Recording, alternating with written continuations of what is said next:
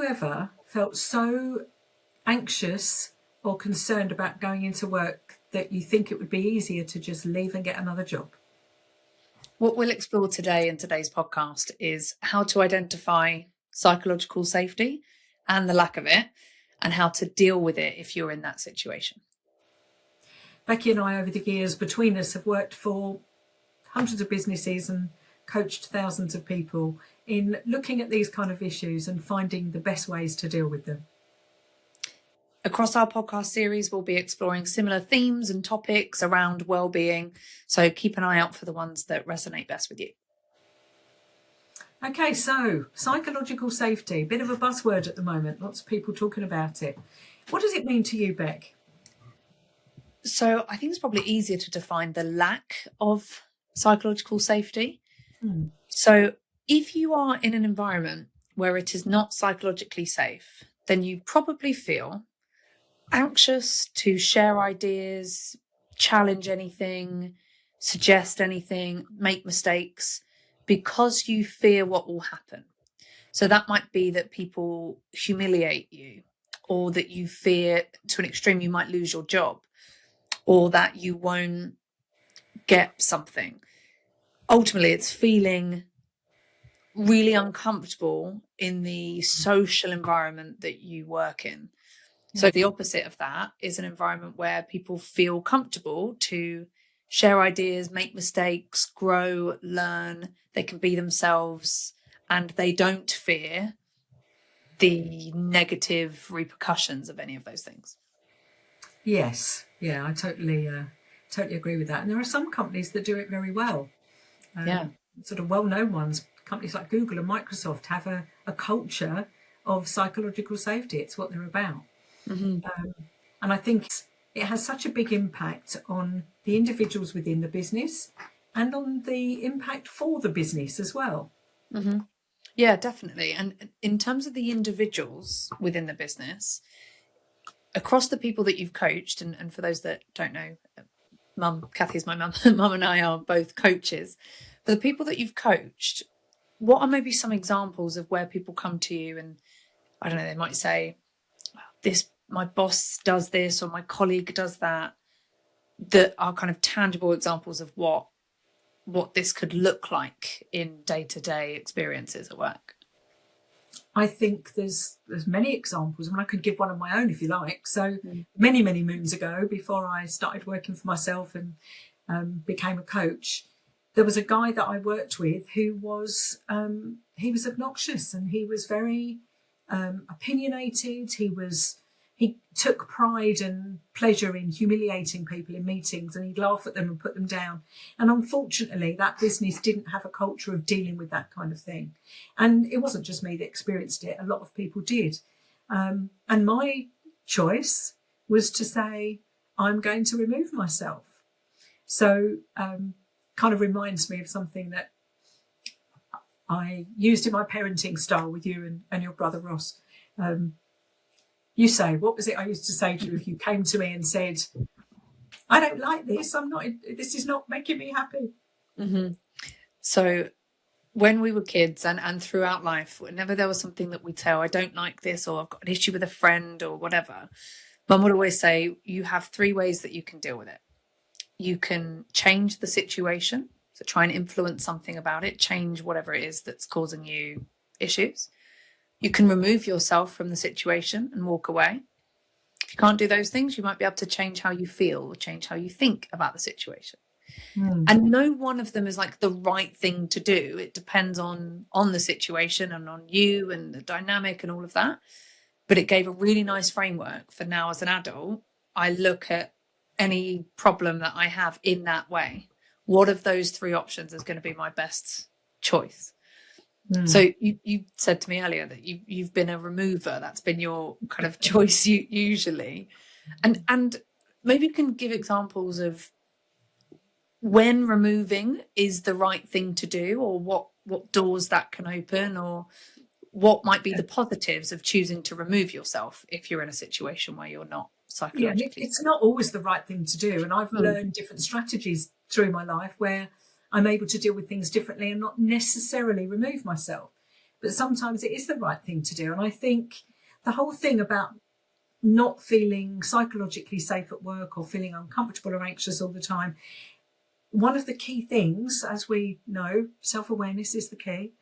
So being aware enough to say, I don't like this, and it's gone on for longer than I want it to. It's not just an isolated incident that came and went and I'm okay with it. And dealing with it, and sometimes dealing with it with any of those three options can feel really scary.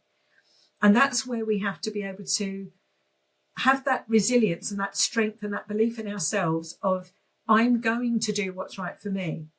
So removing yourself from a situation can seem really scary because people might say, well, I don't know, could happen anywhere else, or I don't know what the future would hold.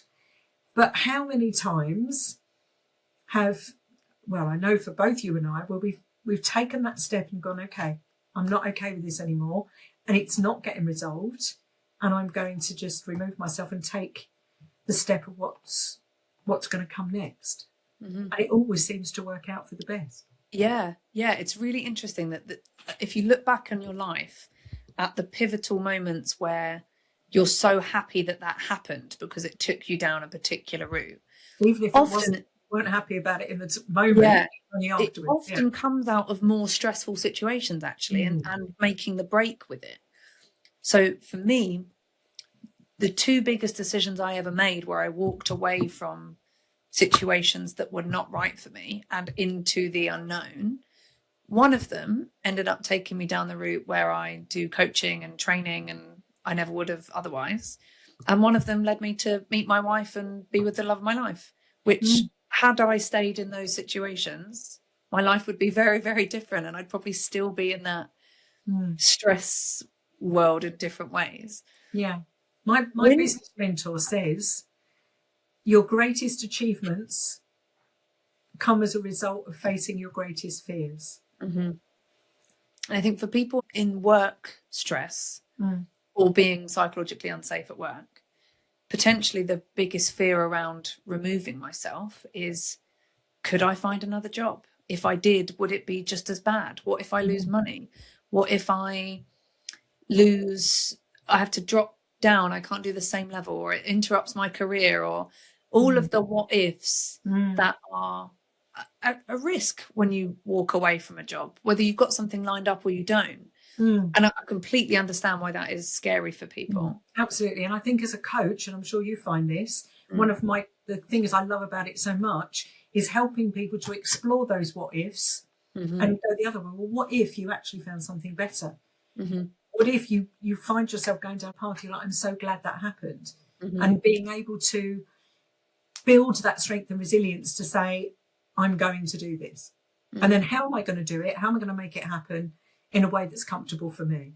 Yeah. And it's a different mindset shift there as well, because it's not, I'd love to leave, but I can't for these reasons. It's okay, what is on the other side of that? How different could my life be in a positive way? And then how am I going to get there? It's a different focus. Yeah.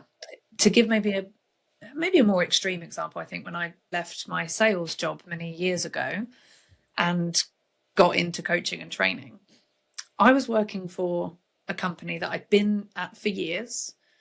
I was actually mainly quite happy there, but there were things that happened towards the end of my time there as a salesperson that were really stressful, including my boss at the time stealing money from clients and trying to pin it on someone. He tried to pin it on me and having to kind of fight that. I was in sales, so there's obviously pressure to hit targets, which come into psychological safety. I think in sales, that's its own level of anxiety. If I then feel like if I don't hit this, I'm going to lose my job. So all of those kind of things were happening. And at the time, I got to the point where I even said to you, Mum, I'm going to build a shed in your garden and I'm going to come and live in it. Do you remember? So I was like, I'm renting. I'm renting. I'm close to London. I'm in a contract. I can't leave the job because it pays my bills. And what if I can't find anything that pays just as much? And I got to a point, and actually I'm quite grateful to the previous boss for his behaviour, because it pushed me to go, I will find a way out of this. And if that means living in a shed in my mum's garden, then so be it.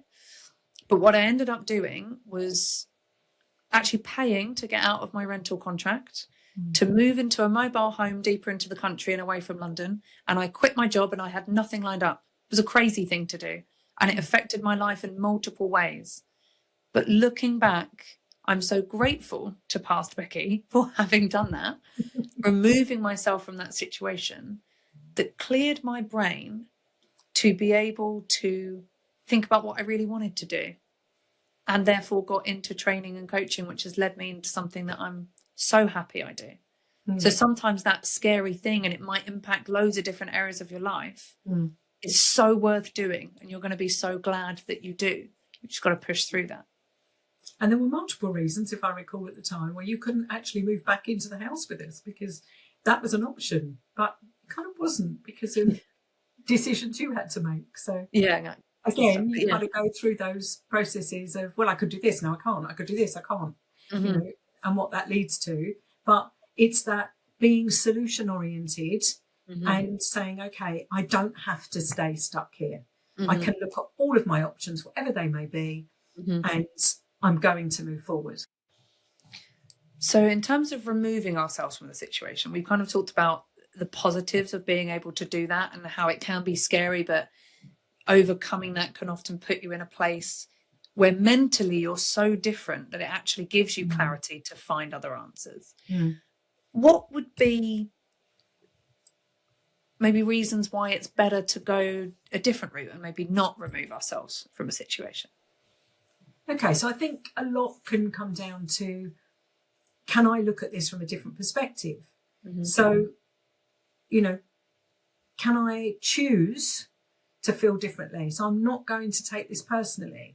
You know, when I look back to that scenario I gave you from years and years ago, I could have just chosen to go, that's how that guy is. I'm not going to let it bother me because it's not personal. He does it to everybody. So I'm just going to, what's that thing we used to do when you were kids? Flip boying? Yeah. So it's from Scrubs. If anyone's seen Scrubs, Ted, I think, does this thing where is it boing flip or flip boing, which just let stuff bounce off me. It's not going to affect me. I'm not going to let this bother me. And we can, even if we think we can't, we actually can choose to say, I am not letting this bother me anymore. We can also do things like putting boundaries in place. So that's maybe where we look at changing the situation. So I had a friend who worked for a big bank for many, many, many years. And it was great in the beginning. And then as time went by, the job became more and more demanding and more stressful. And she found herself working extremely long hours, never feeling like she was on top of her work, constantly being told she needed to do more. And she ultimately burned out and ended up in a situation where she had to take quite a bit of time off work. And,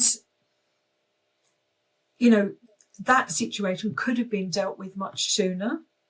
And that's why, you know, I think we said earlier about dealing with these things quickly so that they don't become massive.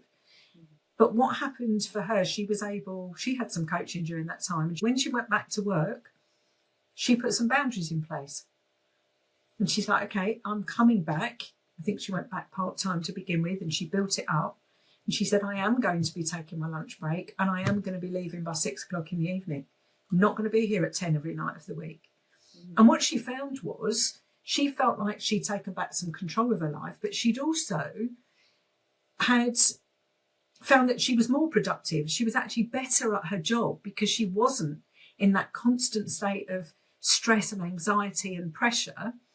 And she was able to do that. And she'd kind of said she made an assumption that she could never have that conversation because she thought that it wouldn't be accepted, that it wouldn't be okay for her to do that, that she might lose her job or get demoted or whatever that might be. And actually the opposite was true. And I think that's where our assumptions come in. It's like, I can't do this because these things could happen. So then we don't do it. And actually, her boss at the time said to her, I wished you told me how you were feeling before. We could have dealt with this before you needed to take all of that time off.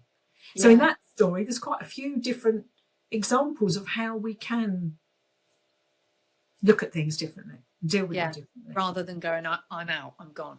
Yeah. And which, again, none of them are better than the other, right? It's not to say, don't say I'm out, I'm gone. That may well be the right thing to do. And in the examples we gave, we're very glad we made those decisions. Yeah.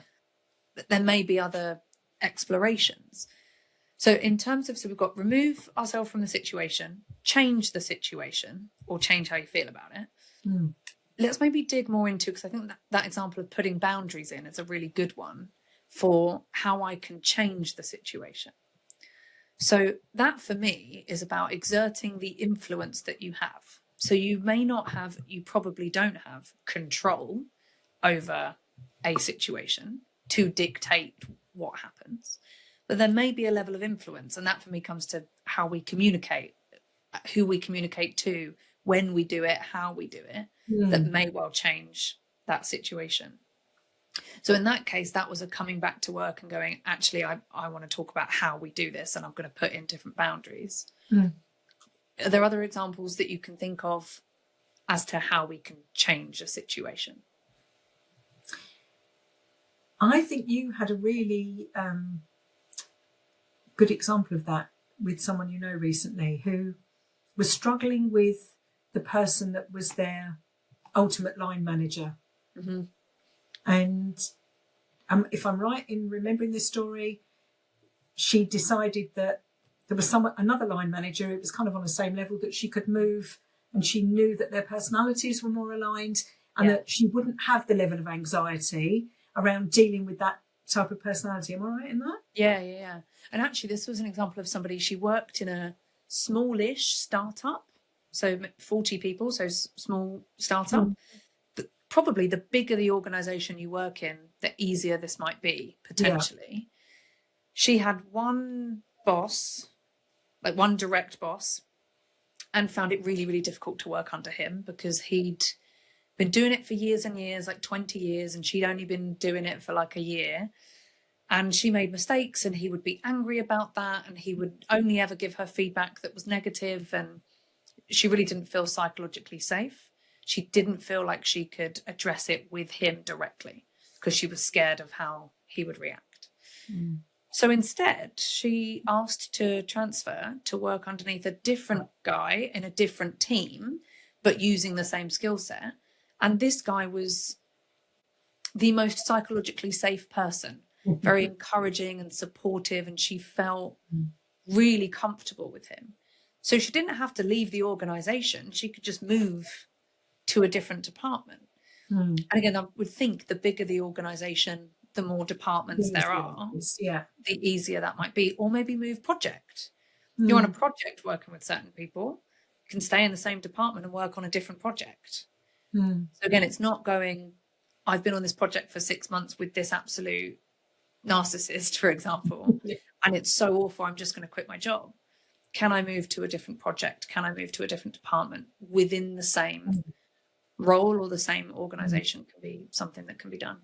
Yeah, and in all of this, it's about, what are my options? What are the possibilities that I can explore that could change this for me? You know, and ideally you want to be in a culture where, you know, psychological safety is embedded, so you never have to worry about it. But sometimes it happens. And it's, you know, it's looking at those options as an individual. We all have to go to work, you know. How do I feel when I go to work, and what can I do to improve it? And I think part of it as well, something else that just popped in my head, is it's also about our development. Because in a situation where we've got ideas and we would like to, I've thought of this and this could really work. And not everybody's like that, but some people are. To be in an environment where that's encouraged, where it's like, we'll listen to you and we want to hear your ideas, because actually you're the people doing the job on the ground. You might come up with something that could be massively positive for our business, for our clients, for the service that we provide. And we are open to all of those suggestions. Now, it doesn't mean they'll happen, but if you feel that you're being heard, then it's that whole personal development and feeling like you're making a difference. And I know we're going to have a separate conversation specifically for business owners. How do you encourage psychological safety? And that's part of it, isn't it? It's let it be welcome that different ideas come in, and we're not going to laugh at you. We're not going to shoot it down.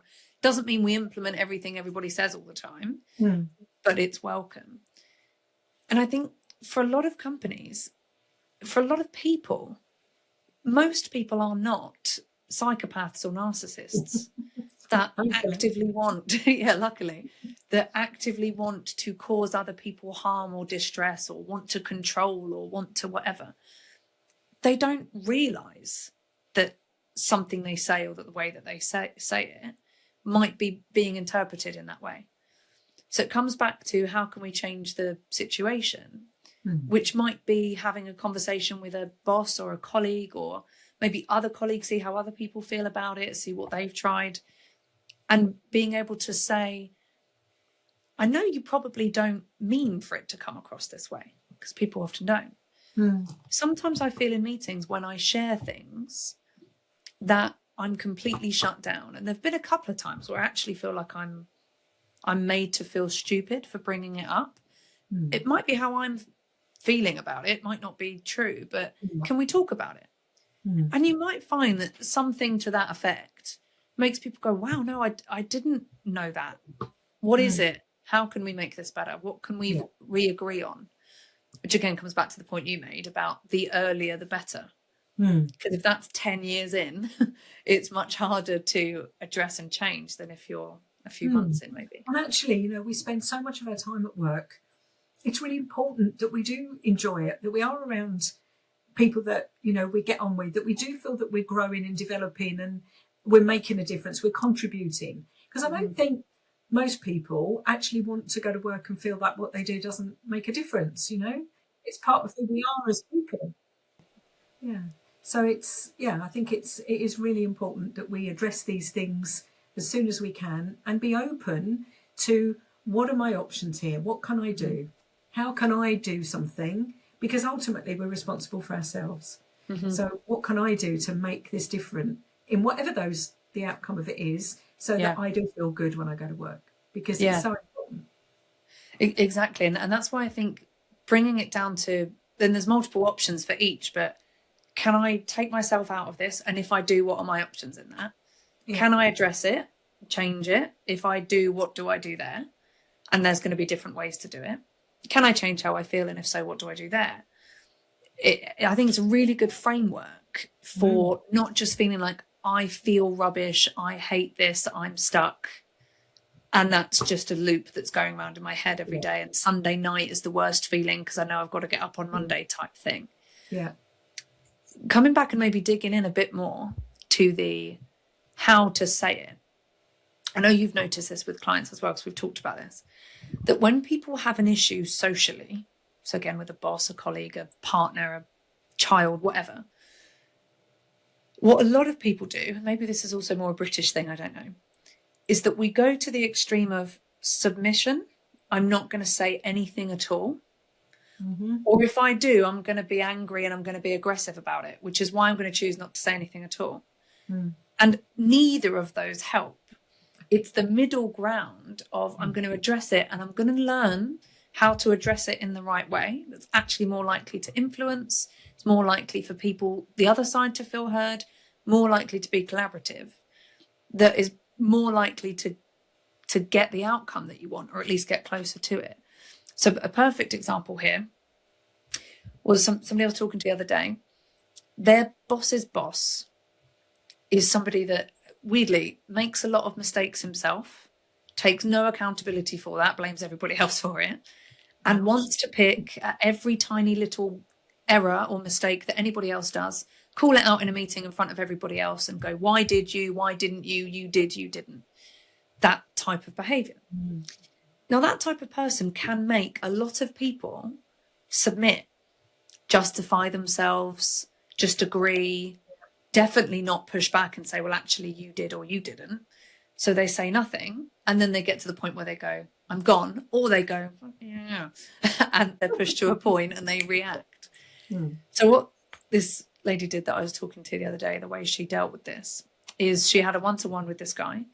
And he said, you didn't do this and you didn't do that. And that wasn't done the way it was meant to.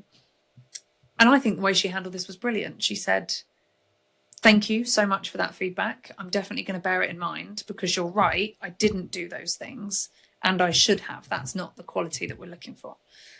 She said, what's going to really help me to do that for next time is to have a more detailed brief as to what the problem is, what we're trying to solve, and what you want the outcome to be. Because you were off and the other guy was off, and I didn't have anything of that written down, I had a lot more question marks as to what I was doing, and it led to these mistakes. So next time, I will take my part on and do what you've said. If I can get more direction from you written, that would be really helpful. So it's not confrontational. It's saying, working together, moving forwards, I'll give this bit, I need this from you. Yeah. And the guy, being somebody that is finds it difficult to admit his own fault, just sort of went, oh, okay then. Because what can you say? Did he go with it? Yeah. Yeah. And it's because it comes down to communication. You know, you are a communication coach. That's part of what you do. And it's so important. How we say things is often far more important than what we say. So she could have said, well, all right, yes, I didn't do it right, but you didn't do this either. But she didn't. She just said, what would help me going forward to be able to deliver the level of service you want me to deliver and I want to deliver is if we could look at this. It's a solution-oriented conversation, and it's also collaborative. It's like, if we do this together, we will have a better outcome. And that's just one example of thinking about, and actually maybe using, coaches, but ChatGPT, whatever, to go, this is what I want to say. If I could say anything, how actually can I reframe that in a way that might be a bit more productive and help me address whatever it is that's making you feel psychologically unsafe? Somebody actually told me the other day that they did exactly that. Difficult situation, really want to rant, put it into ChatGPT and said, I want to say this, and put all the swear words and the expletives in, and this is what I really want to say. Tell me what I need to say. And just getting it out. Someone who is, not someone, to AI that is not going to judge. You then got it, the solution back. It's like, okay, that's a much better idea. And it, helped them to deal with it in the right way. So AI is part of our life. And actually, let's embrace it for the things it can help us with, like that. That's a whole other topic. We'll do that on another day. So we've explored removing ourselves, what could be good about that, the freedom that can bring, the sense of relief, but also why that might not be the right thing to do. And also now explored how you can change the situation. How can you communicate? Could it be a logistical thing of working in that office instead of that one, or working under that person instead of that one, or that project instead of that one? Now, what about changing how we feel? Because I think that this is a lot more in your wheelhouse and the type of coaching you do. Well, it all comes down to our mindset and what we choose. So really interesting. Been coaching with a guy recently, different kind of scenario, but he felt that he had got no choice but for the situation he was in to be the way that it was. And do you know, so many people feel like that. And that realization that we've always got a choice and exploring those options, which is what we've talked about, is what helps us to change the way we feel. So how many times, have you and I maybe had conversations one way or the other, because we do tend to kind of coach each other in life, that just in the verbalizing how you feel and going, okay, maybe this, maybe that, maybe this, helps you, even if the other person says very little, helps you to go, actually, I feel better now. I could look at this differently. So maybe I'm not going to take it personally. Maybe I'm not going to make an assumption about what's really going on here. I'm actually going to have a conversation. I'm going to find out. And I'm going to choose to feel differently about it. And, sometimes it might be this bit of where I'm working, I really don't like it. But actually, these are all the reasons why I do. And you find you've got a whole load of reasons as to why I love the work that I do. I love the way that I deliver it. I love the people that are in my immediate environment. I've got flexibility in what I do. All of those things that actually I can look at this in, I'm really grateful for what I've got. I'm going to deal with this bit over here. And when you look at that as a whole picture, it enables you to then feel differently, and then you deal with the problem from a whole different emotional state. Because suddenly it's like, actually, I really like a lot of this. So how can I deal with this? Rather than I hate this, I hate this, I hate this, and I don't want this anymore. Do you see what I mean? It's that whole the whole emotion around it becomes differently. So then we feel different and we can deal with it differently. Which might make the removing or the changing easier to do because we're coming at it from a different perspective. Yes. Or all of that work is internal to the point where we go, actually, flip boing, it doesn't affect me. I remember there was a girl years ago that she worked very closely with somebody that a lot of her colleagues, and I was kind of looking at it from the outside, a lot of her colleagues found this other person to be, to use their words, sort of toxic and manipulative and narcissistic, a horrible environment. And there was one particular girl that worked very closely with this other person that seemed completely unbothered by it. And years later, I happened to see this girl again, and I said to her, out of interest, when you were working with this person, I noticed everybody else had this issue. You didn't seem to. Why? Like, what was it in you? And she went, it's not that deep. Literally, her thing was just like, it doesn't bother me. Like, she can talk to me how she wants. I don't care. It's just work. Like, her mindset was just one of, why would that affect me? Why would that be something that would bother me? And I looked at her and I thought, wow, I would love to be more like that. It would be great to just be able to go, yeah, why would that affect me? It doesn't bother me. Now, I'm not saying that the answer, if you're in a situation where you feel psychologically unsafe at work, maybe you are working with a psycho or sociopath, I'm not exactly sure on the differences, but you're working in a very unhealthy environment, is to just go, oh, well, I don't care. Yeah, because that's not always easy to do. That's not always easy to do, and it's not always the right thing to do. Maybe the right thing to do is to leave or to address it or whatever. But if there is some work that we can do in ourselves, however we do that, with therapy, coaching, meditation, some of the types of support that you give to companies and what you do that helps people to mentally work on this, to just build that resilience of you actually don't care. Yeah, it's fine. It doesn't bother you. Yeah. It's your stuff. It's not mine. I'm not going to let it bother me. Yeah. Great place to get to. You were talking earlier about assumptions as well. Maybe you can unpack that a bit more as to how that affects us. And I mean, we'll do a whole episode on assumptions. It's one of my favourite topics to talk about. But, you know, in this kind of situation, we make assumptions very easily. And it's very easy to make negative assumptions. So if somebody has just behaved badly towards us, we might, and maybe it's someone we don't know very well, we make the assumption of, well, they're just like that. They're just a horrible person. When actually they might be having a really bad day. They could have something going on in their life that, you know, and all right, we're all responsible for our behaviour, but we're still human beings. So if we make an assumption that actually that wasn't personal to me and I'm not going to take that on board, then it doesn't impact us. And the moment's gone, it doesn't matter. Now, obviously, if that becomes a repeated thing, then it's something that needs to be dealt with. But it's always that first place of, hang on a minute, am I making an assumption here? What is that assumption? And where's it going to lead me if I continue down that path? Or can I just row back a bit and say, maybe it's a different thing? And actually, before I assume, I'm going to go and find out. You might actually say to that person, you know, you okay? Do you fancy a coffee? And see where that takes you.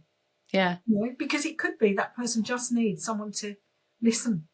And for me anyway, I found, and I know we'll unpack a lot of this when we do assumptions as a whole topic, because it's so important to how we interact with the world, how we feel, the decisions we make, everything.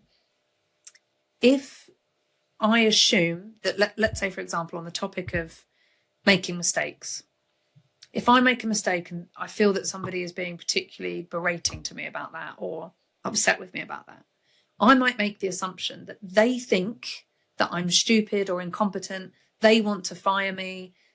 They're not going to like anything else that I do, which then comes with me into the next task that I do, whatever that is, that makes me feel extra pressure, which might make me perform badly, which then makes them, like, reinforces a potential reaction from them, which reinforces my assumption about them, and so on. For me, learning about personality types really helped with that. Because I was able to go, not always, of course, but a lot more often, the way they've reacted to that is not about me. It's about how they communicate. Yeah. And that's okay. It's kind of similar to the it's not personal thing. Yeah, absolutely. And also I think in those situations is about being, when you've built that mindset and resilience, is to be able to go to that person and say, look, I know I just made a mistake. I'd like to learn from it. Can we have a conversation about this so that I can learn from it to make sure it doesn't happen again? Because you're the one making the step forward, which kind of takes the wind out of their berating sails, maybe, and helps them go, okay, let's look at this and let's see if we can, fix it. So it's having that always coming from a place of what's the solution and how with it. Yeah. So I think, and we could probably explore these, and we will in future, I was going to say sessions there, because I'm so used to saying that in coaching. We'll explore this in future sessions, to explore in future podcasts. Yeah. To really dig into building resilience, assumptions, and what that does, and decision making and all that kind of stuff. But I think as a maybe wrap up, unless is there anything else you want to add to? No, I don't think so. I think we've covered a lot of stuff. Yeah. So as a wrap up then, if you are in an environment where you're feeling psychologically unsafe, really the point is you don't have to stay there. And there are different choices you have to move from that space into a different one, either by removing yourself from that role or from that organization, by changing the situation in some form through communication or something logistical, or working on something to do with your mindset. That might be assumptions, it might be resilience, it might be the way you talk it through, the perspectives that you bring that help you to not feel that way anymore anyway, even if nothing changes about the situation. Yeah. Is there anything else you want to add as a kind of wrap up point there? I don't think so. I think you've covered it. It really is that simple of being able to take a breath, step back, go, okay, these are my choices. These are the three things that I can do. How am I going to explore that?